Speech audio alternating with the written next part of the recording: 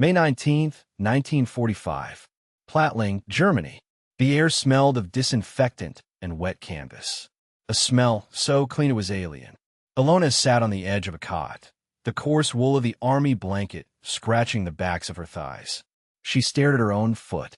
The cut, just above the ankle, was a dark, swollen mouth, edged in an angry purple.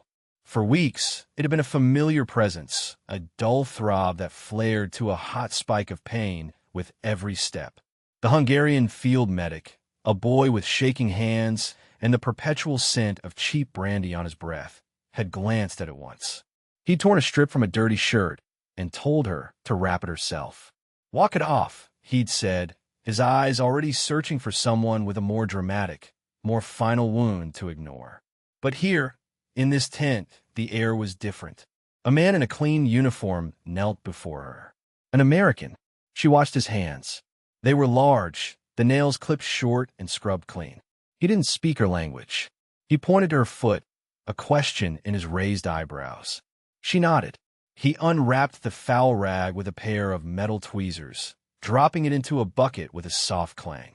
She braced for the sting, for the rough handling she knew. It didn't come. His touch was firm, methodical, impersonal. He cleaned the wound with something that fizzed and stung for a moment, then went cold. He worked under the light of a bare bulb hanging from the tent's central pole, his face a mask of concentration. He painted the area with a dark yellow liquid from a small bottle. Then he took a small, folded packet of white powder, sulfa, someone had whispered its name down the line, and dusted it carefully into the cut. A universe of care in a single, precise gesture. Finally, a thick pad of white gauze, then a roll of clean bandage, wrapped neatly, secured with a piece of tape. He did it all in silence. No words of comfort. No srets. No questions about her unit or her name. He simply did the work. He tapped her knee twice, a signal that he was finished, and moved to the next woman on the next cot. Alona looked at the perfect white square on her ankle. It felt like a brand. A mark of an impossible transaction she couldn't begin to understand. She had been a soldier, or something like it, for a nation that had let her rot. Now, she was a prisoner, a number on a list for a nation that had, for reasons she could not fathom, decided to heal her. She slid off the cot, her boot not yet laced, and took a tentative step. The pain was no longer a spike, just a dull, clean ache. Outside the medical tent, the late spring sun was setting over the camp. The confusion felt heavier than any exhaustion she had ever known. This was not a singular event. It was a pattern, repeating itself across dozens of makeshift infirmaries in American-run prisoner-of-war camps dotting the landscape of a defeated Germany. The women were remnants of the Hungarian Women's Auxiliary Corps, swept up in the chaotic, brutal retreat of Axis forces from the Eastern Front. They were not elite soldiers. Many were barely out of their teens, conscripted into service as telegraph operators, clerks, anti-aircraft spotters, and nurses' aides. Their final months in the service of their own nation had been a lesson in systemic collapse. They remembered the retreat not as a series of battles, but as a relentless subtraction of everything that sustains human life. Food became a memory, then a fantasy. Ammunition was counted in single bullets. Medical supplies were non-existent. A fever was a death sentence. A small infection, a guarantee of gangrene. Their own officers, consumed by the desperation of defeat, saw them as liabilities, extra mouths to feed in a world of empty storehouses. The women learned to hide their illnesses, to mask their hunger, to treat their own wounds with spit and prayer. They had surrendered to the Americans, expecting something worse. Propaganda had painted the Allied soldiers as monsters, decadent capitalists who would inflict unspeakable cruelties. Instead, they found something far more disorienting, a functioning system. The march to the camp had been grueling, but it was organized. They were counted, registered, and deloused. The process was humiliating, stripped of all personal dignity. It was also strangely logical. The spray of DDT powder that covered their skin and clothes was an assault, but a week later, they noticed the ceaseless itching was gone. For the first time in a year, they were free of lice. The material reality of their new existence was a series of contradictions. The fences were topped with barbed wire, a clear statement of their captivity. But inside those fences, trucks arrived each day with supplies. The guards were armed, their faces impassive, yet they did not steal the women's few remaining possessions. The true shock was not the presence of cruelty, but its relative absence. It was the presence of a detached, bureaucratic competence that felt more alien than any act of malice they could have imagined. Their own army, their own people, had treated their bodies as disposable. The enemy, their captor, treated their bodies as a problem to be managed. The contrast repeated itself in the small, tactile details of daily life, a rhythm of comparison that slowly eroded the foundations of their world. In the final months of the war, a medical complaint to a Hungarian orderly was met with a shrug or a curse. He had nothing to give. His medical kit was a collection of empty bottles and stained rags. Illness was a personal failing, a weakness the army could not afford. The women learned to equate medicine with abandonment. By contrast, in the American camp, a visit to the infirmary was an encounter with process. A medic, often a young man whose face was still soft with youth, would take a temperature. He would look at a throat, palpate a stomach, his actions guided by a protocol he had clearly memorized. He made notes on a clipboard. The diagnosis was not a guess. It was an entry in a ledger. The treatment was not a favor. It was a standardized issue, like a blanket or a meal ration. The women saw it again and again. A woman with dysentery was isolated, given pills and a specific diet. A woman with a deep cough was given a different set of pills, told to rest. The system was impersonal, but it was predictable. Then there were the supplies themselves. The memory of a Hungarian field hospital was the smell of gangrene and the sight of men dying for want of a simple antiseptic. A bandage was a precious commodity, used until it disintegrated. Here, bandages were single-use. The medics would peel open paper-wrapped dressings that were starkly, impossibly white. They had iodine, alcohol swabs, penicillin for the worst cases. The sheer, casual abundance was obscene. It spoke of a power so vast it felt like a different state of being. The very architecture of care was different. For their own army, a dressing station was a muddy tent floor, a place to die out of the way. In the camp, the infirmary was a dedicated space with rows of cots, each with its own blanket. It was still a tent, still grim, but it was organized around the principle of recovery, not abandonment. A woman could lie down without fearing she would be trampled. She could sleep knowing she would not be forgotten. The most profound contrast was in the perceived value of their own bodies. To their own officers, their health was an inconvenience. To the Americans, their health was a statistic, a factor in the overall management of the camp population. One woman remembered a Hungarian doctor, drunk and exhausted, amputating a soldier's leg with a wood saw and no anesthetic. She now watched an American doctor spend 20 minutes meticulously cleaning and stitching a minor cut on a prisoner's hand. The first was an act of brutal necessity born of collapse. The second was an act of routine procedure born of overwhelming capability. Through the wire fence, the world was a ruin of their own making. Inside, a strange new logic was taking hold, a logic best understood through the eyes of the women who were its subjects. For Ilona, the woman with the healing ankle, the infirmary became a subject of intense, quiet study. She began to keep a mental tally. She counted the number of women who went in with fevers, with the hacking coughs that had been a constant companion since the retreat from Budapest. And she counted the number who came out, walking on their own, their faces pale but no longer flushed with sickness. The ratio was astonishing. It was a miracle of logistics. She noticed the paperwork. Everything was recorded. A name, a number, a symptom, a treatment. The Americans were building a file on their bodies, turning their suffering into data. The process was cold, analytical, and it worked. It was this detached efficiency that most troubled Catalin. Older, more cynical, she had been a party member, a true believer in the cause. She saw the American care as a trick, a new and insidious form of warfare. They fattened a pig before the slaughter, she'd whisper at night in the barracks. They want us healthy for interrogation. or worse, for some kind of medical experiment. She watched the guards and medics with a hawk's suspicion, searching for the lie behind their placid professionalism. When she developed a fever herself, she refused to go to the infirmary for 2 days, sweating it out under her thin blanket until she was too weak to resist.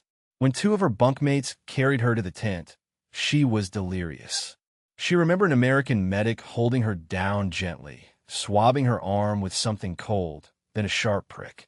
She awoke hours later, the fever broken, a sense of profound shame washing over her.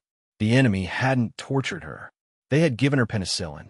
Zofia, by contrast, felt neither Alona's analytical curiosity nor Catalin's suspicion. She felt only a fierce, pragmatic need to survive. She had her younger sister, Eva, with her in the camp, and Eva was sick, her small body racked with a persistent lung infection. For Zofia, the American infirmary was not a puzzle or a trap. It was a resource. She learned the medics' routines. She found the one who seemed to have a kinder face, though she knew it was a foolish sentiment. She learned the few English words she needed: sister, sick, help. She brought Eva to the tent every day.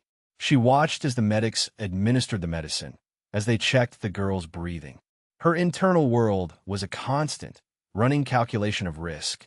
The risk of Eva dying from the sickness versus the unknown risk of accepting help from the enemy. Every day that Eva's breathing grew less ragged, the calculation became simpler. One evening, Zofia listened to Catalin's dark mutterings about American plots. His hands were clean, Zofia said, her voice flat. That's all I know. The Hungarian doctor's hands were never clean. For her, the entire ideological war had shrunk to that single, observable fact. The difference was not in the character of the men, but in the nature of the machines they served. The women in the camp were witnessing the collision of 2 fundamentally different systems. The first was the Hungarian war machine in its final, agonizing stage of collapse. It was a system running on ideology and inertia, its material foundations completely eroded. Its logistics, the complex web of supply, transport, and communication that allows an army to function, had been severed. A field medic on the Eastern Front in 1945 was a tragic figure, a man with the title of healer, but none of the tools.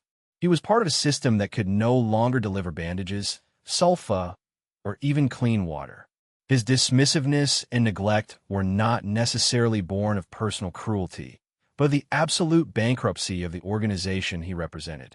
He could not give what the system did not have. The American system, by contrast, was an industrial leviathan. It was a machine of unprecedented productive capacity, and it possessed what military strategists call a logistical tail of immense length and strength. This tail, the entire network of factories, ships, trucks, and quartermasters, extended from the steel mills of Pittsburgh to this muddy field in Bavaria. It delivered millions of tons of material, from tanks and bullets to aspirin and chocolate bars. The American medic in the POW camp was the final node in this vast planetary network. His ability to treat Alona's infected leg was not a testament to his individual virtue. It was a testament to the system that had manufactured the sulfa powder in a factory in New Jersey, packaged it, shipped it across an ocean, and placed it directly into his hands, exactly when and where his protocol manual said it should be. This entire operation was framed by a second, less tangible system, the Geneva Conventions. The women did not know the name of the treaty, but they saw its effects. The rules, however imperfectly applied, demanded a minimum standard of care for prisoners of war. This created a bureaucratic imperative. For the American camp administrators, treating POWs was a matter of procedure and policy. It was a task to be performed and documented. The ultimate purpose was not humanitarian. It was managerial. A healthy prison population is a stable prison population. Preventing a typhus epidemic inside the camp was crucial to protecting their own troops outside the camp. The system was designed to be efficient, not empathetic. The women were cogs in a machine they couldn't see, their bodies managed like any other asset. The schematic metaphor that began to form in Alona's mind was of 2 factories. The Hungarian army was a ruined workshop, filled with dedicated craftsmen who had no tools, no raw materials, and no power. They could only go through the motions of their trade, their efforts resulting in nothing. The American army was a modern assembly line, staffed by technicians who simply followed instructions. The line moved, the product was assembled. It was impersonal, it was repetitive, and it was devastatingly effective. This unsettling pattern of superior enemy care was not confined to the medical tent. It structured every aspect of their new lives, creating a dissonance that echoed in the most mundane routines.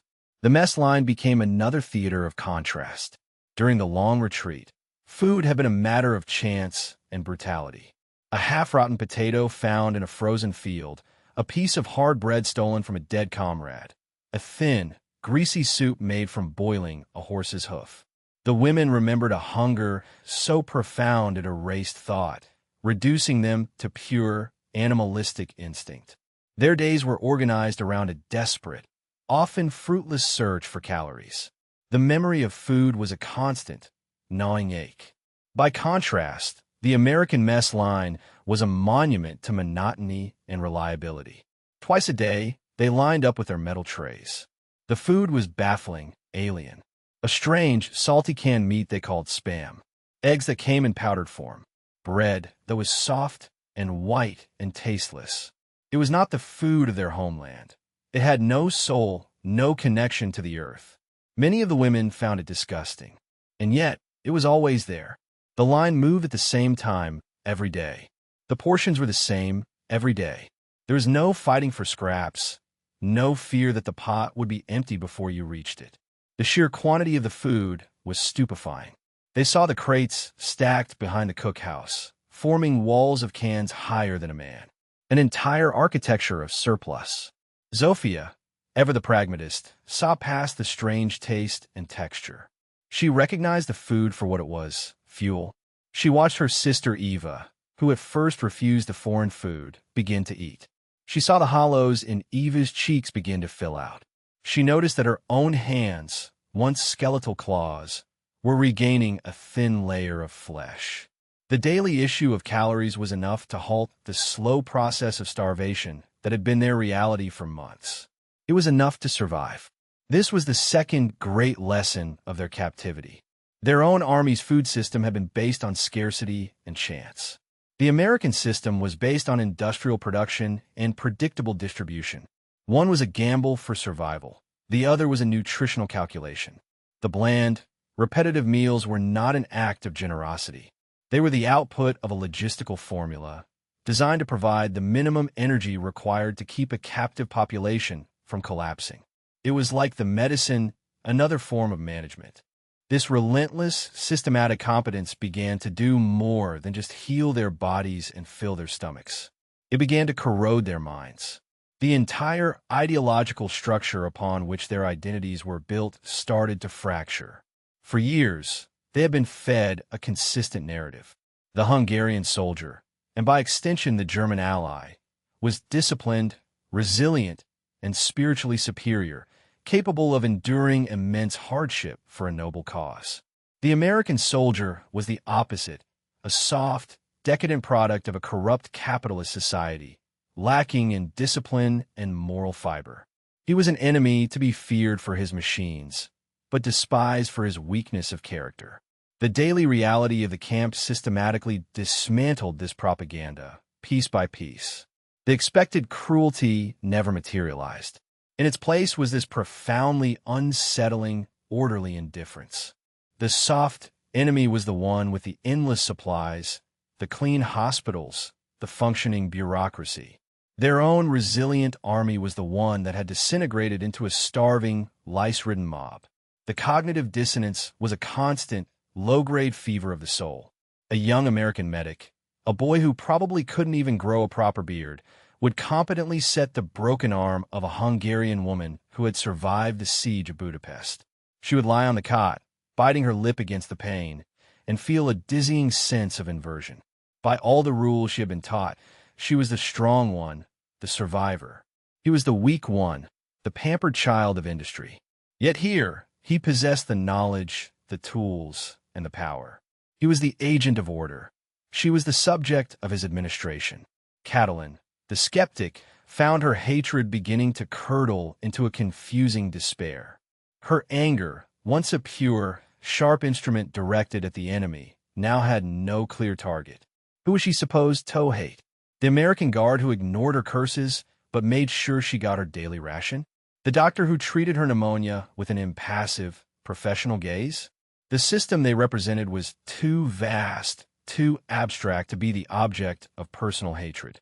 Her animosity began to turn inward, toward her own former leaders.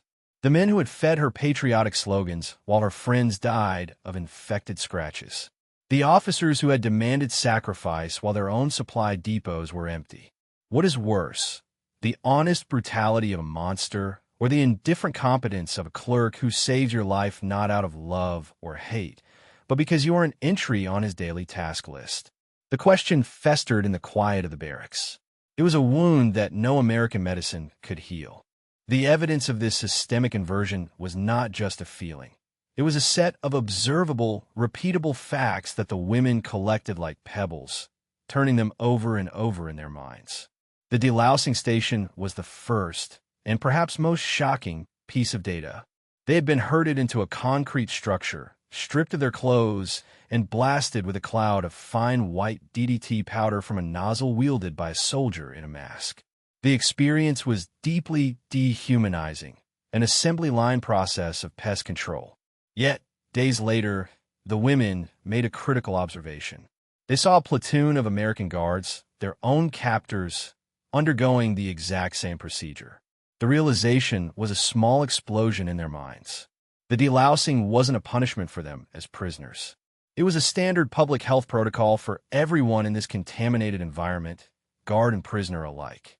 It was a policy of impersonal sanitation. The disease vector, the louse, was the enemy, not them. Then there was the constant, almost religious act of record-keeping. Ilona became fascinated by the American obsession with paperwork. A woman received 2 aspirin. It was written down. A bandage was changed. A note was made.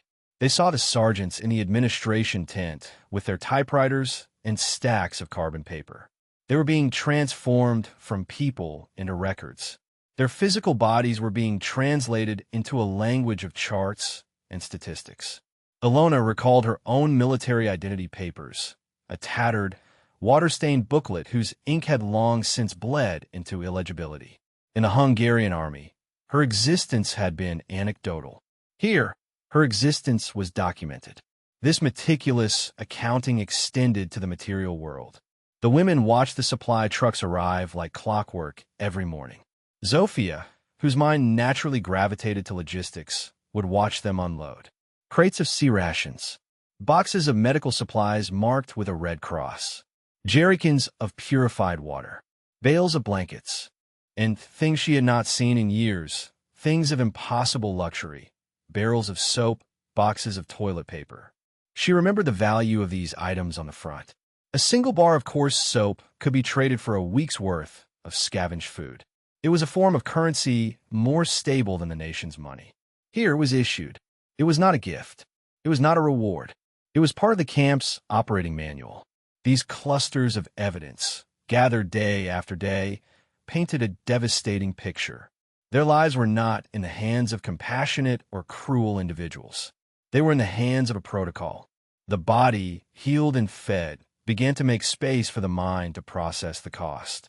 The psychological toll of this new reality was immense. The slow, dawning understanding that their suffering had been pointless, a product of their own side's catastrophic failure, was a heavier burden than starvation had ever been. The enemy's competence did not inspire gratitude. It inspired a profound and terrifying vertigo. One afternoon, during the daily roll call, Catalin felt the world tilt. The sun was bright, the air was cool. The American sergeant was calling out numbers in his flat, foreign accent. The procedure was routine, boring. But for Catalin, the orderliness of it all suddenly became unbearable. The straight lines of prisoners, the predictable sequence of names, the sheer, relentless sanity of the process. It was a world away from the screaming chaos of the front, the mud, the blood, the final, frantic disintegration of their army. Her heart began to pound against her ribs. Her breath caught in her throat. This isn't right. It's all wrong. We lost. They won. It should be fire and death, not paperwork. The thought looped in her mind, faster and faster. Not paperwork. Not paperwork. She squeezed her eyes shut, but the image of the American medic's clipboard was burned onto the inside of her eyelids. The neat columns, the tidy script. A wave of nausea and dizziness washed over her. She was not afraid of the Americans. She was terrified by the collapse of the story that had given her life meaning. If the enemy was not a monster, and our leaders were not heroes but incompetent fools, then what was my sacrifice for? What did my friends die for? The questions were a physical force, pressing the air from her lungs. She stumbled out of line, falling to her knees, gasping. Ilona and Zofia rushed to her side, helping her back to the barracks, away from the impassive eyes of the guards. That night, the quiet of the bunkhouse was thick with unspoken anxieties. Zofia sat on the edge of her cot, holding her sleeping sister's hand. Eva's fever was long gone. Her breathing was deep and even. An American medic and a dose of American penicillin had saved her life. Zofia knew this with absolute certainty. She also knew that their own army would have left Eva in a ditch by the side of the road. She felt no joy in her sister's survival, only a vast, hollow ache. It was a complicated grief, a mourning for a faith that had been murdered by evidence. She looked across the darkened room to where Ilona was sitting, awake and watchful as always. Zofia's voice was barely a whisper, a thread of sound in the darkness. They saved her. Our own officers would have let her die. What am I supposed to feel? Ilona lay on her cot, listening to the quiet breathing of the other women, the rustle of straw mattresses, the distant hum of a generator. Zofia's whispered question hung in the air, a question they were all asking in their own way. What were they supposed to feel? For weeks, Ilona had been collecting the data, observing the patterns, trying to solve the equation of their survival. She had considered kindness, then dismissed it. She had considered a trick, a long-term strategy of manipulation, but the sheer scale and banality of the operation made that feel unlikely. It was too mundane to be a conspiracy. The answer, when it finally crystallized in her mind, was not a comfort. It arrived not as a warm epiphany, but as a shard of ice. A single, clear, declarative sentence formed in her thoughts, a thesis statement for their entire experience. The Americans did not treat them well because they were women, or because they were Hungarian, or even because they were human. They treated them well because they were a problem to be managed. Suddenly, everything clicked into place. The disorienting experience of the past weeks was not about morality at all. It was about administration. The care they received was not an act of compassion. It was an act of logistics. The meticulous record-keeping, the delousing, the reliable rations, the medical attention. These were the tools of institutional management. An outbreak of typhus was an administrative failure. A starving population was a security risk. A high mortality rate created a disposal problem. They were not being cared for. They were being contained. This new understanding was more profoundly dehumanizing than any cruelty. To be hated by an enemy is to be acknowledged as a human threat. To be systematically managed by an enemy is to be reduced to the level of livestock or inventory. Their individual lives, their stories, their pain, none of it mattered to the system. All that mattered was their status as units in a larger logistical problem. And the final, most bitter implication of this truth was what it said about their own side. Their suffering and the deaths of their comrades under the Hungarian command were not a noble sacrifice for a great cause. They were the direct result of a system that had failed at the most basic task of management. Their own leaders had failed to solve the logistical problem of keeping them alive. Their patriotism had been betrayed not by a more virtuous enemy, but simply by a more competent one. The revelation connected the smallest moments of their lives to the largest forces of the modern world. That clean white bandage on Ilona's ankle was not a symbol of personal kindness from a specific doctor.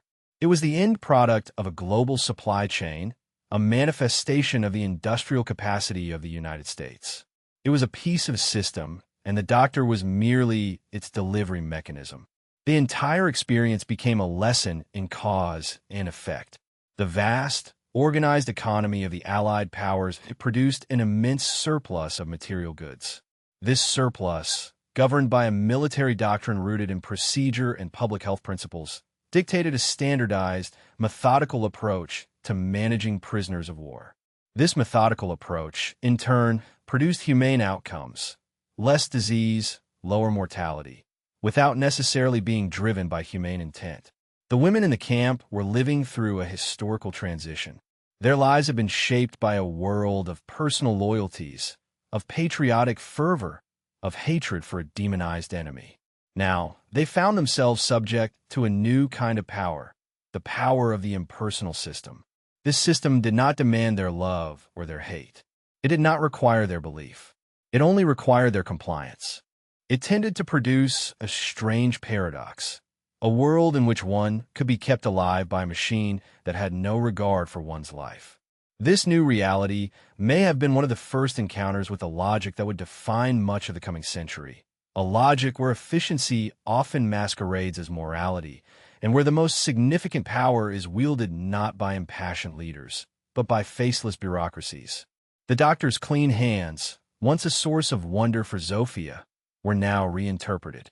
They were not clean because he was a good man. They were clean because the regulations of the U.S. Army Medical Corps required them to be. The numbers meticulously recorded on the clipboards were not for the benefit of the individual patient, but for the benefit of the camp's statistical abstract, a document that allowed administrators thousands of miles away to assess the overall stability of the POW population. They had survived, but in doing so, they had been rendered footnotes in an operational report. Ilona looked down at her ankle. The wound was long healed, leaving only a pale, thin scar. But she still remembered the startling whiteness of that first bandage, a clean square of order against the grime of her own skin. It was a mark of her entry into a new world, one where her survival was ensured not by the passion of her countrymen, but by the protocols of her captors. The feeling it produced was never gratitude. It was a permanent, unsettling recalibration of her understanding of power, loyalty, and the strange, cold mechanisms that often decide who lives and who dies. That feeling of discovering the systems that govern your life are nothing like what you've been told is not unique to a prison camp in 1945. It happens when a story we have built about our own side and the enemy's completely falls apart in the face of lived experience. What remains when the patriotic myths are stripped away, leaving only the stark, indifferent logic of the machine? If you're still thinking about that question, subscribe for more stories that explore the hidden architecture of our world. Next time, we examine what happened when these women were finally sent home and faced a new, even more complex system of belief.